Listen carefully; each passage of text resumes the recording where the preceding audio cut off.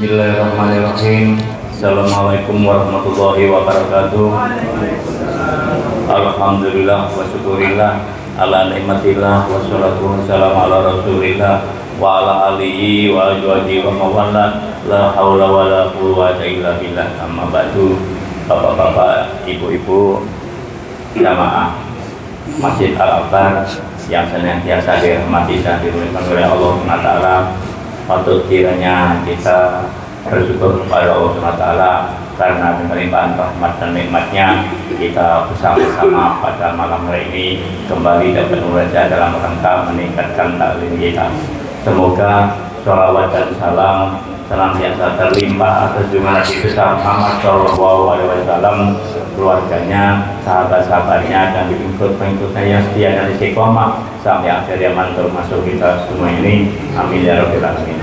Alhamdulillah Bapak Ustaz sudah berada di tengah-tengah kita, menjatuh memberikan kesempatan untuk memberikan tausiahnya.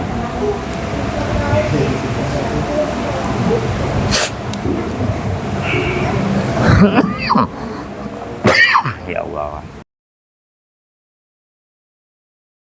Assalamualaikum warahmatullahi wabarakatuh. Waalaikumsalam warahmatullahi wabarakatuh.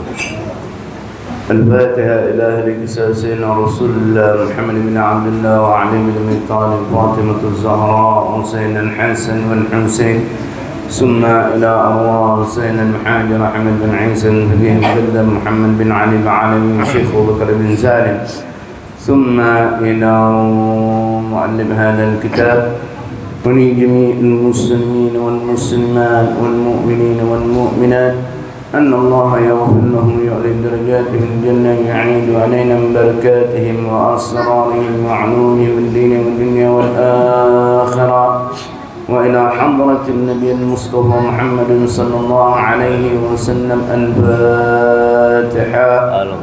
أعوذ بالله من الشيطان الرجيم. بسم الله الرحمن الرحيم. الحمد لله رب العالمين الرحمن الرحيم مالك يوم الدين إياك نعبد وإياك نستعين اهدنا الصراط المستقيم صراط الذين أنعمت عليهم غير المغضوب عليهم ولا الضالين آمين.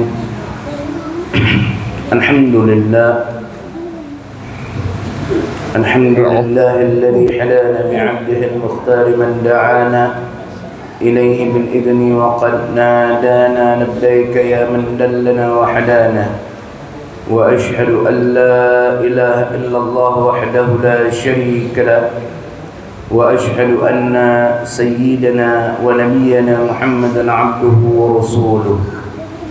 اللهم صل وسلم على سيدنا محمد وعلى آل سيدنا محمد. أما بعد, segala puji serta syukur mari kita hanturkan kepada kehadirat Allah Subhanahu wa taala yang telah memberikan kita kenikmatan sehingga di malam hari ini kita dapat berkumpul di rumahnya Allah Subhanahu wa taala untuk menjalankan kewajiban kita kepada Allah dan juga untuk menghidupkan daripada sunnah-sunnah Rasulullah sallallahu alaihi wasallam. Salawat serta salam tidak lupa kita hanturkan kepada junjungan kita, panutan kita, uswatun hasanah bagi kita, yaitu Nabi Muhammad sallallahu alaihi wasallam serta keluarganya, para sahabat-sahabatnya dan juga umat-umatnya hingga kelak di yaumul qiyamah. Amin. Alhamdulillah, hari ini kita telah memasuki malam ke-7 daripada bulan Muharram, yang mana minggu lalu itu setelah pengumuman daripada pemerintah dan Nahdlatul Ulama yang mana ditetapkan 1 Muharram itu hari Senin bukan hari Minggu. Jadi kita minggu lalu membaca malam Minggu, itu belum masuk daripada akhir daripada Muharram. Ternyata akhir daripada Dzulhijjah. Ternyata setelah melalui ru'yah bulan Dzulhijjah itu digenapkan 30 hari karena hilal itu tidak nampak. Karena secara hukum seperti itu yang diajarkan oleh Rasulullah sallallahu alaihi wasallam. Kalau kita nampak hilal, maka besok masuk daripada bulan yang baru. Tetapi kalau hilal tidak nampak, maka genapkan 30 hari. Nah, itu yang diajarkan oleh Rasulullah kepada kita. Pemerintah menetapkan 1 Muharram hari Senin, berarti malam Senin, yang mana kita membaca doa awal tahun. Tak apa-apa, tak ada yang istilahnya rugi kita baca malam itu. Tak ada sesuatu yang baik itu rugi, tak ada. Tak ada. Kita coba berikhtiar. Memang telat kita mendapatkan kabar itu. Saya aja baru pulang, pas mendapatkan berita itu, ternyata 1 Muharram hari Senin. Ya Allah, besok baca doa akhir tahun dan malamnya doa awal tahun. Berarti hari ini 7, malam ini malam 7 Muharram. Malam 7 Muharram. Berarti hari Minggu 7 Muharram, hari Rabu 10 Muharram. Kita ikuti umara, ikuti pemerintah, karena ajaran daripada salafus saleh, orang-orang saleh di zaman dahulu itu kalau dalam hal menetapkan daripada bulan, awal bulan atau masuknya Ramadan atau menentukan hari Id, mengikuti daripada pemerintah di zamannya. Tidak ada manjat seorang, melihat bulan seorang, tidak ada. Jadi ketika pemerintah memberitahukan, Ramadan besok, ikut, tidak bagi itu. Dan kedua, ini lebih aman dan sesuai dengan perintahnya Allah. Ati Allah wa ati Rasul wa ulul amri minkum. Patuhlah kepada Allah, taatlah kepada Allah dan Rasulnya, dan pemimpin di antara kalian. Nah, ini yang diajarkan, diperintahkan oleh Allah kepada kita semua. Karena bersihkan hati kita nih. Ini kita nih kadang kecewa sama satu orang, dipukul rata. Ingat, di Kementerian Agama itu ahli falak itu banyak, dan ilmunya tidak usah diragukan lagi.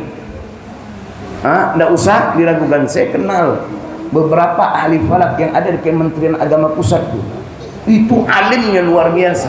Ini orang ngaji masih terberot-berot, tapi sok-sok tak benar tuh. Hati-hati, bersihkan hati gitu.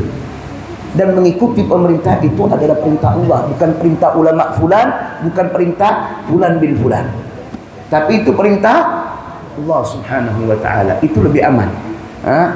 Dan tidak mungkin sejahat-jahatnya seorang muslim yang mana dia manipulasi daripada awal bulan, besar dosanya. Na'udzubillah min dzalik.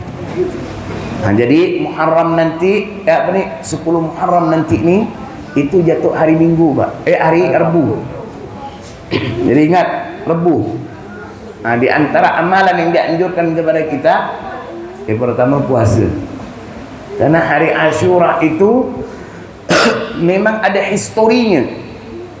Puasa Asyura itu, karena ketika Nabi SAW tiba di Madinah, beliau mendapatkan orang-orang Yahudi itu berpuasa di hari itu dan bergembira di hari itu. Ketika ditanya oleh Rasulullah, ada apa ini? Kenapa kalian berpuasa di hari ini dan bergembira di hari ini?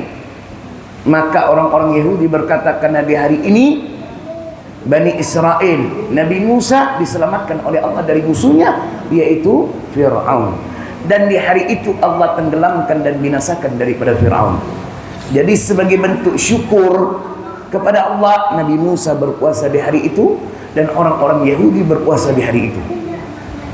Maka Rasulullah ketika mendengar itu, Rasulullah berkata kepada orang-orang Yahudi, aku lebih berhak akan Musa dibandingkan kalian. Maka Rasulullah memerintahkan para sahabat-sahabatnya untuk berpuasa di hari itu. Tetapi di akhir hayatnya, di akhir hayat Nabi SAW, Rasulullah memerintahkan untuk berbeda dengan orang-orang Yahudi dalam hal puasa Asyura. Memang puasa Asyura itu di antara keutamaannya apa? Menghapuskan atau menggugurkan dosa kita 1 tahun yang telah lalu. Ketika Rasulullah ditanya tentang puasa Asyura, puasa 10 Muharram, Rasulullah menjawab, yukaffirus sanatal madiyah, yang mana dapat menghapuskan dosa 1 tahun yang telah lalu. Tapi ingat, dosa yang diampunkan ini bukan pukul rata, hanya dosa-dosa kecil. Dosa-dosa besar kita tidak akan diampunkan oleh Allah kecuali dengan satu cara, yaitu taubat. Karena dosa ini bisa diampunkan oleh Allah dengan berbagai macam cara, terutama dosa-dosa kecil. Pertama, bisa dengan kita meminta, beristighfar kepada Allah, Allah ampunkan daripada dosa-dosa kecil kita. Yang kedua, bisa itu dosa diampunkan oleh Allah dengan amal saleh yang kita lakukan, seperti puasa Asyura. Kita puasa 10 Muharram, dosa kita diampunkan oleh Allah setahun yang lalu, tapi dosa-dosa kecil. Bisa juga dosa kita ini diampunkan oleh Allah tanpa kita meminta, tanpa kita berbuat daripada kebaikan, yaitu berkat daripada doa yang dipanjatkan oleh orang lain. Contoh aja, kalau kita kan biasa dengar kalau habis solat tu doa, Allahumma ghfir lil muslimin wal muslimat wal mu'minin wal mu'minat. Kita termasuk muslim tak? Alhamdulillah kan, kita termasuk muslim. Kalau doa orang yang berdoa itu diijabah oleh Allah, dosa-dosa setiap muslim diampunkan oleh Allah. Tetapi dosa-dosa kecil, bisa juga orang tua kita yang mendoakan kita. Orang tua kita masih hidup, doakan, ya Allah ampunkan dosa anak hamba ya Allah, lalu diijabah oleh Allah. Tapi itu hanya dosa kecil aja. Kalau dosa besar, hanya dengan taubat kepada Allah. Dan ketika seseorang bertaubat, tidak cukup dengan di lisan, dia harus memenuhi daripada rukun daripada taubah. Apa rukun taubat? Pertama, ayyugli'a anil ma'asiyah, tinggalkan itu maksiat. Yang kedua, ayyandama ala fi'liha, menyesal atas perbuatan dosa yang pernah ia lakukan. Yang ketiga, ayyazima alla ya'uda ilaiha abada, berjanji, bertekad tidak akan mengulangi lagi daripada perbuatan dosanya tersebut. Kalau dosanya dengan Allah cukup 3 syarat itu, maka segala bentuk dosa apapun, sekalipun dosa besar, akan diampunkan oleh Allah Subhanahu wa ta'ala. Nah, jadi puasa Asyura ini diantara keutamaannya menggugurkan dosa setahun yang lalu. Tapi Rasulullah memerintahkan kepada kita untuk berbeda dengan orang-orang Yahudi. Sumu yawma Asyura wa khaliful yahud, sumu qablahu yawman aw ba'dahu yawman. Berpuasalah kalian di hari Asyura 10 Muharram, tapi berbedalah dengan orang-orang Yahudi. Berpuasa 1 hari sebelumnya atau 1 hari sesudahnya. Makanya Al-Imam Ibn Hajar Al-Asqalani itu di dalam kitab beliau syarah daripada Sahih Bukhari, kitab Fathul Bari itu syarah daripada Sahih Bukhari. Di situ beliau menjelaskan 3 tingkatan daripada puasa Asyura. Tingkatan yang pertama, yang paling afdal dan paling tinggi, yaitu berpuasa 3 hari, 9, 10, 11 Muharram. Berarti kalau mau ambil tingkatan yang tinggi ini, puasanya Selasa, Rabu, Kamis. Yang kedua, puasa 2 hari, 9, 10 Muharram atau 10, 11 Muharram. Yang ketiga, tingkatan yang paling rendah ini, hanya berpuasa di hari Asyura. 10 Muharram aja dia berpuasa, hari Rabu aja dia berpuasa. Ini tingkatan yang paling rendah. Kalau ditanya, apakah orang yang berpuasa di 10 Muharram saja, hari Asyura saja, sedangkan Nabi memerintahkan untuk berbeda dengan orang Yahudi, apakah dia mendapatkan daripada fadilah, keutamaan daripada puasa Asyura yang dapat menggugurkan dosa setahun yang lalu? Tetap mendapatkan. Tetapi dia menyelisihi daripada sunnah Nabi untuk berbeda dengan orang-orang Yahudi. Bapak kalau bisa, ibu-ibu kalau bisa, ambil yang paling tinggi. 3 hari, 9, 10, 11. Selasa, Rabu, Kamis. Atau yang mana puasa 2 hari, Selasa, Rabu atau Rabu, Kamis. Tinggal yang mana yang memudahkan. Selasa, Rabu, Kamis. Kalau mau Rabu, Kamis boleh. Jumat lebaran langsung. Hari Jumat kan Idul Muslimin, kan? Cuman kita ya di Indonesia ni Jumat bukan macam Id. Iya Pak. Kalau di Arab tuh Pak, kalau hari Jumat tuh makan di hari Jumat itu lebih istimewa dibandingkan hari-hari yang lain. Yang pernah saya jelaskan tuh, minimal di sana tuh ayam, buah ada pasti ada Pak. Orang sibuk menyiapkan makan yang terbaik di hari itu. Tapi kalau kita di Indonesia, terutama di Pontianak, Allah, balik Jumat buka lauk apa? Pedak gembung, sayur asam.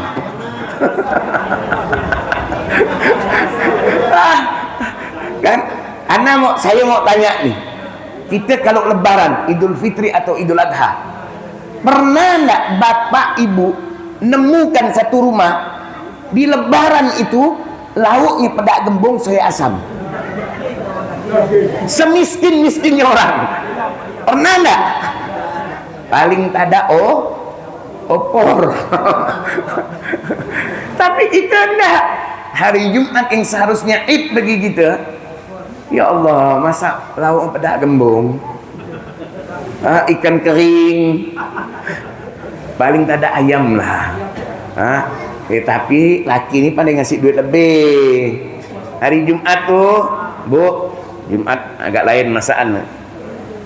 Kita kalau seperti itu, kita mengagungkan daripada hari Jumat. Itu termasuk syiar di dalam agama kita loh. Jangan disepelekan loh itu. Bukan berarti tidak ada nilai ibadah. Ada nilai ibadah itu. Jadi ketika kita mengistimewakan dengan makan yang lebih baik dibandingkan hari-hari yang sebelumnya, udahlah, makan nyaman, perut kenyang, dapat pahala lagi. Aku tak nyaman tuh. Paling penting tuh duit dompet agak terkuras sikit ya. Maka kalau hari Jumat bilang sama istri, khusus hari Jumat ibu, agak masak nyaman sikit. Kalau duit tak bisa ngasih lebih, bilang sama istri, berarti hari lain tu agak tekan sikit. Hari lain niat tu pedak gembung, ikan kering. Kalau hari Jumat minimal ayam. Kalau bisa lebih baik, rendang, daging atau semur. Ya, mengagungkan daripada hari itu. Hari Jumat adalah hari yang terbaik di antara hari-hari yang lain. Maka jangan sampai tidak diistimewakan. Jadi kalau makan nyaman dulu, lauknya lebih baik, ngajak orang makan di rumah pun nyaman. Tidak malu kan? Tiba-tiba misalnya ada tamu, dah siap, maklum hari Jumat kan? Ngajak tamu, foto, ayo ke rumah. Kita pun tak malu, apa makanan yang layak. Tapi kalau masak pedak gembung, Allah, bingung gitu kan? Mana nak beli lagi lauk, repot lagi. Makanya istimewakan hari Jumat, karena hari Jumat adalah Id bagi kita sebagai umat Islam. Jadi puasa minimal kita ni 2 hari. Selasa, Rabu, 9, 10 atau 10, 11. Untuk apa? Menyelisih daripada orang-orang Yahudi. Dan di hari Ashura ada amalan-amalan yang dianjurkan kepada kita. Pertama, potong kuku. Kuku ini dipotong. Kedua, pakai celak. Kalau tak ada celak, Pak, pergi ke pasar, Pak. Waduh, cari ya toko-toko Arab tu. Di pasar tengah tu cari ya. Mana ada jual celak, insya-Allah ada. Atau toko mana yang jual-jual muslim itu, insya-Allah ada celak tu. Bukan model zaman dulu nih, nunggu oleh-oleh dari orang balik haji. Insya-Allah ada. Itu disunnahkan, Mbak, pakai celak. Lalu silaturrahim, terutama kepada siapa? Para ulama, mau yang masih hidup ataupun yang sudah meninggal, terutama yang masih hidup. datangi ulama silaturahim. Ya kalau silaturahim ke rumah ulama, bawalah sikit tentengan tu. Jangan selempang tangan ya. Iya kan? Yang adalah bawa sikit. Itu dianjurkan loh di hari Asyura. Sekarang kita silaturahim kepada orang biasa saja. Orang tak berilmu saja yang bukan ulama, itu pahalanya luar biasa, apalagi sama ulama. Datang itu silaturahim kepada mereka yang masih hidup terutama. Jangan yang udah mati disilaturahimkan, didatangi, diziarah. Yang masih hidup tak pernah. Karena datang, ini parah nih.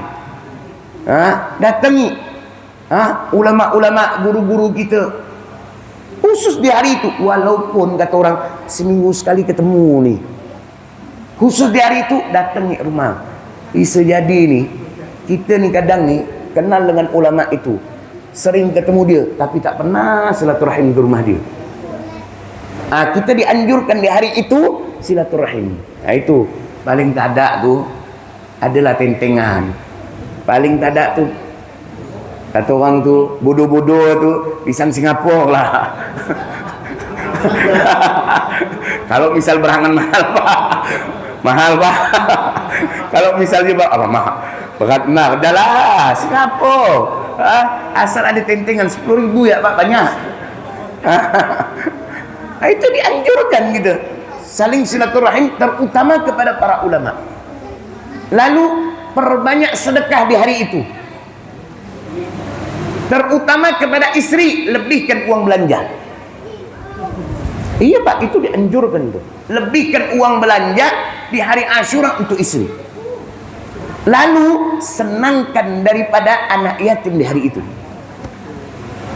Ini kalau kita ni tak usah cari orang luar lo, keluarga lo, lihat ada nak di antara kerabat kita ni, keluarga kita yang yatim. Kalau ada, bawa pak. Kok sekarang nyaman tak, bawa Indomaret. Suruh dia beli apa ya dia mau, paling habis 100-200 ribu pak. Tapi keutamaan yang Allah berikan begitu luar biasa pak. Ingat loh apa yang disabdakan oleh Nabi, ana wa kafil yatim kal khatim fil jannah. Aku dengan orang yang mana peduli kepada anak yatim, menanggung anak yatim, menyenangkan hati anak yatim, menggembirakan anak yatim, kata Nabi, dengan memberikan isyarat seperti ini nanti di surga. Berarti sangat dekat dengan Nabi nanti di surga. Kalau kita mau di hari Asyura itu senangkan. Jangan nak ditahan-tahan dia beli pak, selama itu nak membahayakan dia apa yang dia beli. Misalkan kalau udah budak-budak nih, anak-anak nih, kalau udah masuk Indomaret, tempat mana yang dipergi ya? Es krim. Biarkan dia beli pak, jangan pula kita tahan. Jangan ini ya. Kenapa? Mahal lu. Yang dipilih anak yatim ni 70.000 misalnya. Ini ya dah, aku belikan kau 2. Triko 3.000. Jangan seperti itu. Biarkan, senangkan mereka di hari itu. Gembirakan, puaskan mereka. Kenapa? Allah pun akan menyenangkan kita selama setahun itu. Kalau kita mau disenangkan oleh Allah setahunnya ke depan, senangkan anak yatim di hari Asyura. Itu gembirakan mereka pak. Belikan ayam pericikan. Nama anak-anak ni, kalau udah ayam pericikan, tak ada yang tak suka pak. Saya sih belum pernah dengar ada anak kecil yang tak suka pericikan. Belum pernah dengar saya. Bapak pernah dengar pak? Tak suka telur mungkin, daging mungkin, ikan mungkin. Tapi kalau fried chicken pasti lahap makannya. Apalagi ayam Upin Ipin. Tahu ayam Upin Ipin? Paha. Kan anak kecil lu bagian itulah dia mau makan. Belikan pak. Sekarang ayam fried chicken tak usah kita beli di KFC. Sekarang banyak pak percikan yang jual orang muslim lagi punyanya. Beli di situ, tak usah KFC. Jangan beli pokoknya kok di sana tu. Kenapa? Saudara-saudara muslim kita itu peluru-pelurunya ada sumbangsi mereka. Yang kita beli dah. Itu boikot tak apa-apa. Tetapi ini kan percikan yang ada dijual tepi-tepi jalan banyak. Tu belikan. Ni kasih anak yatim tu. Senangkan dia, beli 3 potong, biar dia puas. Yang biasa paling banyak dia makan 1 potong, 3 potong belikan dia, biar dia puas menang. Sehingga di hari itu, yang mana itu adalah hari paling gembira untuk mereka. Jadi insya Allah setahun ke depan Allah pun akan senangkan kita. Maka dari sekarang nih udah planning kan Mbak Bu, yang mana siapa anak yatim nak dia kita anakkan. Kalau mampu cuma 1 orang je tak apa. Yang kita senangkan anak yatim, mampu 2 orang, 2 orang, mampu 3 orang, 3 orang, mampu 1 mobil angkut. Iya Pak, Islam ini tidak memberatkan, sesuai dengan kemampuan. Islam ini tidak memberatkan, sesuai kemampuan kita. Mampunya kita cuman beberapa orang ya, 1 orang ya misalnya, tidak apa-apa, semampunya. Yang penting di hari itu kita menyenangkan daripada hati anak yatim. Misalkan duit kita ni cuma bisa ada duit 40.000 ya, tidak apa-apa, 40.000 bawa ke Indomaret. Kalau dia beli agak yang 60-70.000 es krim, kasih tahu ya dia, jangan nak, ini beli yang ini ya. Itu karena memang tak ada duit. Jangan ada duit ratusan ribu di dompet nih, ada 20-30 lembar ratusan ribu. Anak yatim bila yang 40.000 rengot dia langsung. Ini jangan, tiko batuk yang niatnya. Jangan seperti itu. Ingat, orang bakhil itu tidak disukai oleh Allah, dibenci oleh Allah. Tapi orang yang mana dermawan, itulah hamba yang paling dicintai oleh Allah. Itulah hamba yang paling dicintai oleh Allah. Pak, jangan sepelekan loh, senangkan hati anak yatim nih Pak. Dalam sebuah riwayat dikisahkan, ada 1 orang. Orang ini miskin kehidupannya. Ketika itu tidak ada makanan sedikit pun untuk ia makan, dan juga keluarganya untuk dimakan, tidak ada. Dia dan keluarga tidak ada makanan sedikit pun. Bingung dia. Akhirnya itu dia mendatangi temannya untuk meminta bantuan. Sama temannya dikasih makan 2 buah roti. Oh, senang dia. Ketika dia akan arah pulang ini, lalu bertemu dengan 2 orang, 1 wanita dan 1 anaknya. Ketika bertemu itu berhadapan, yang mana wanita dan anaknya melihat roti yang ia bawa dengan penuh harapan. Apa? Berharap roti itu dapat dimakan. Kenapa? 2 orang ini, yang mana wanita tersebut dan anaknya yang yatim itu, yang mana lagi lapar, belum makan. Sehingga orang miskin ini ngelihatnya, tak Allah, tak tega.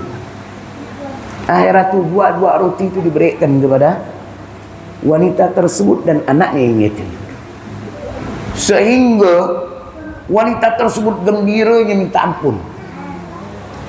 Anak itu nangis menunjukkan rasa gembira. Kenapa? Dapat makan di hari itu. Dia pun bingung. Ya Allah, bagaimana rumahku ni, yang mana tak ada makanan. Tak lama kawannya yang memberi roti itu datang mencari dia. Lalu memberitahukan kepadanya, cepat kau balik ke rumah kau. Emang ada apa? Sekarang ini begitu banyak harta yang dibawakan ke dalam rumahmu. Lalu siapa yang bawa? Aku pun tak tahu. Pergi. Akhirnya tu ternyata orang yang mana membawakan harta yang begitu banyak ke rumahnya itu adalah teman ayahnya dahulu. Jadi ini orang pernah ayahnya itu memberikan modal kepada orang tersebut, lalu dipakai untuk usaha, bangkrut. Karena malu dia lari ke suatu negeri, dia mulai kehidupan yang baru. Alhamdulillah, di negeri yang baru, daerah yang baru, dia sukses. Lalu ni orang ingin memberikan separuh daripada harta yang ia miliki kepada orang tersebut. Untuk apa? Balas budi kepada ayahnya. Jadi ni orang yang sebelumnya miskin jadi orang paling kaya di daerah itu. Ni orang ni Masya Allah, tak bakhil. Dia pun bilang apa? Mulai sekarang siapa yang nak makan tinggal datang. Dia tiap hari dia memberi makan orang. Kalau ada orang butuh apa, dibantu sama dia. Sampai suatu ketika dia bermimpi. Di dalam mimpi itu seakan-akan terjadi kiamat. Kiamat terjadi seakan-akan. Dia melihat setiap orang dihisap oleh Allah. Sampai giliran dia. Lalu ketika dia dihisap, ternyata tidak ada satupun amal dia yang diterima oleh Allah. Kenapa? Selama ini dia melakukan amal-amal itu bersedekah karena riya, karena ingin dipuji orang, biar dibilang baik, biar dibilang dermawan, sehingga tidak ada pun sedekah yang diterima oleh Allah. Ini dosanya timbangan lebih tinggi nih. Sampai terdengar suara yang begitu kencang. Apakah masih ada amal yang lain orang ini? Maka dijawab ada. Apa sisa amalan yang masih belum dihisap itu? Ternyata pemberian kepada wanita yang pernah ia beri sama anaknya yang yatim itu. Maka Allah perintahkan timbang daripada pemberian itu. Langsung naik. Tapi belum bisa mengalahkan daripada dosanya. Lalu ditanya lagi, masihkah ada? Ada. Apa yang ditimbang? Rasa gembira sebab pemberian yang ia berikan kepada wanita tersebut dan anak yang yatim. Karena ketika diberikan gembira tu dua beranak tu, maka kegembiraan itu timbang kata Allah. Naik lagi. Tapi belum bisa mengalahkan daripada timbangan dosa dia. Masihkah ada? Ada. Apalagi yang ditimbang? Allah memerintahkan timbang setiap tetesan air mata kegembiraan yang ia tanamkan kepada dua hambaku tersebut. Jadi wanita tersebut dan anak yang yatim ketika diberikan gembira, senang kan? Lalu meneteskan air mata, terharu. Setiap tetesan kata Allah timbang. Ditimbang, maka timbangan kebaikannya lebih tinggi, lebih berat dibandingkan dosanya, sehingga orang itu dimasukkan oleh Allah ke dalam surga. Bayangkan, yang mana memberi sehingga menggembirakan daripada anak yatim, itu Allah balas loh. Dan balasan yang Allah berikan bukan balasan biasa, bahkan bisa menyelamatkan kita nanti kelak di yaumul qiyamah. Maka di hari Asyura jangan sampai kita melewati hari Asyura tanpa kita menyentuhi anak yatim, tanpa kita mengembirakan daripada anak yatim. Rugi gitu Pak. Ia kalau masih diberi umur panjang, kalau tak ada penyesalan yang ada. Kalau nyesal di dunia masih bisa kita perbaiki, tapi kalau udah nyesal berada di bawah tanah, maka kerugian yang akan kita dapati. Maka planningkan dari sekarang, berapa orang anak yatim mau kita santuni, mau kita senangkan. Planningkan dari sekarang, sehingga di hari Asyura udah siap kita bergerak. Siap bergerak untuk menyantuni, menyenangkan, mengembirakan daripada anak yatim tersebut di hari Asyura. Itu amalan-amalan yang dianjurkan kepada kita semua di hari Asyura. Lalu apalagi amalan yang dianjurkan? Ini amalan yang dianjurkan kepada kita, baca zikir ini. Hasbunallah wa ni'mal wakil, ni'mal maula wa ni'mal nasir, sebanyak 70 kali. Di hari Asyura itu, tidak banyak Pak. 70 kali Allah. Itu kalau kita kejap ambil tasbih itu, tak sampai 10 menit. Tak sampai. Apa yang dijanjikan untuk kita kalau kita mengamalkan itu? Allah akan cukupkan rezeki kita sepanjang tahun itu. Jadi sepanjang tahun 1446 Allah cukupkan rezeki kita tanpa kita kekurangan. Maka hasbunallah wa ni'mal wakil, ni'mal maula wa ni'mal nasir. Baca 70 kali. InsyaAllah sepanjang tahun Allah akan cukupkan daripada rezeki kita tanpa kita kekurangan. Dia mau bertanya, silakan. Pas jam 7 ni. Ada waktu 6-7 menit. Dia mau bertanya, silakan. Assalamualaikum warahmatullahi wabarakatuh. Saya mengetahui masalah Pak. Tadi apabila kita menjalankan puasa Ashura, melakukan dosa yang terlalu. Apakah ini bisa disamakan dengan amalan kita pada bulan Ramadan? Ramadan itu 30 hari juga menghapus dosa 1 tahun yang lalu. Mohon pencerahannya. Kemudian yang keduanya masalah usia batas anak yatim, Pak. Usia berapa kira-kira yang perlu kita ketahui kan? Bagus nih pertanyaan. Kenapa banyak untuk bangka ngaku anak yatim? Iya Pak, saya yatim enggak nih? Gitu dia. Udah berjenggot dah. La ilaha illallah. Apa tadi pertanyaan pertama? Saya lupa sih. Masa kelanjutan dengan janji tadi kan puasa Ramadan itu sama. Ia jelas berbeza. Kenapa? Ramadan itu suatu kewajiban. Ibadah wajib ya kelasnya levelnya lebih tinggi, ganjarannya lebih tinggi. Ini sunnah level. Makanya Nabi dalam puasa Muharram ini sampai bersabda apa? Afdalus siyam ba'da Ramadan syahrullahil Muharram. Paling afdalnya puasa setelah Ramadan. Berarti tidak ada yang melebihi Ramadan. Setelah Ramadan apa? Bulannya Allah, yaitu di bulan Muharram. Puasa di bulan Muharram itu lebih afdal dibandingkan puasa-puasa yang lain, dibandingkan puasa Ramadan. Tidak ada amalan sunnah itu bisa menandingi daripada amalan wajib. Tidak bisa.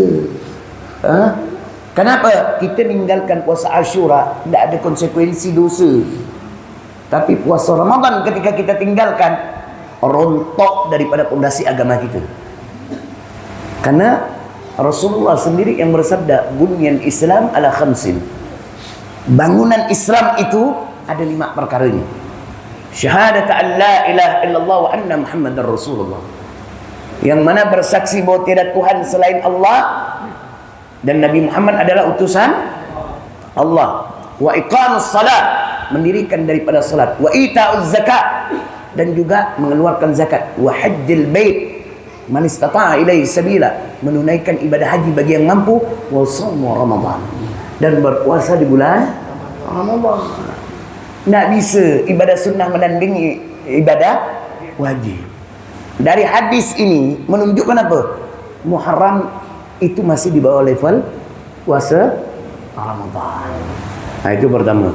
Yang kedua, paham Pak Haji ya? Yang kedua, batas anak yatim, dikatakan anak yatim.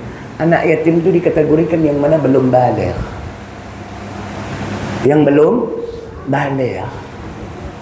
Kalau sudah baligh bukan termasuk kategori anak yatim. Ada ulama juga menjelaskan, walaupun anak itu udah baligh tapi belum bisa mencari nafkah sendiri. Belum bisa mencari nafkah sendiri, itu termasuk daripada kategori anak yatim. Tapi kalau macam ini nih, aku anak yatim. Ini pekak nih. Pak banyak tuh Pak. Tak benar tak? Saya ni yatim enggak? Ini salah. Ini tidak benar. Yang anak yatim tu cari anak yang belum baligh. Misalkan masih SD tu, yang masih SD tu, yang belum baligh tu, itu yang santuni. Itu yang disantuni. Kalau ada anak yang mana udah tidak ada mak bapak tapi udah baligh, apakah dikategorikan anak yatim? Kalau menurut pendapat ulama yang satu termasuk. Tapi kalau menurut pendapat yang satu lagi tidak termasuk. Tapi dia bisa dikategorikan kita bersedekah kepada orang yang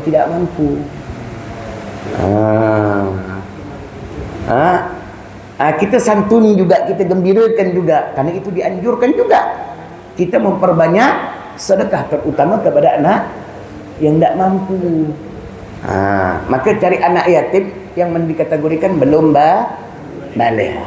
Emang ada ulama mengatakan walaupun udah baligh tapi dia belum bisa mencari nafkah. Kan batas minimal anak tu baligh, batas minimal itu 9 tahun, Mbak. Jadi kalau ada anak laki-laki 9 tahun mimpi basah, udah baligh lah tu, Mbak. Walaupun baru 9 tahun. Tapi kalau umur di bawah 9 tahun belum dikatakan baligh walaupun dia mimpi basah. Minimal 9 tahun. Paling lama nih. Kalau lewat dari itu mau kau mimpi ke tadak ke, jatuh hukum dah. Misalkan ada anak tidak ada mimpi sama sekali. Sampai umur 15 tahun. Tidak ada mimpi sama sekali. Begitu lewat 15 tahun, 15 tahun ni hitungannya ni hijriah ya, bukan masih lewat 15 tahun, maka dia sudah dinyatakan baligh sekalipun dia belum kebanyakan anak-anak ni yang setahu saya, dari saya bertanya-tanya, itu rata-rata anak laki-laki itu baligh tu umur 11-12 tahun. 11-12 tahun. Berarti apa? Kelas 5, kelas 6 tu. Kebanyakan, tak semua. Ada yang SMP baru baligh. Yang mana rata-rata itu 11-12 tahun. Cari anak yatim yang belum baligh, umur 10 tahun. Itu yang mana kita santuni.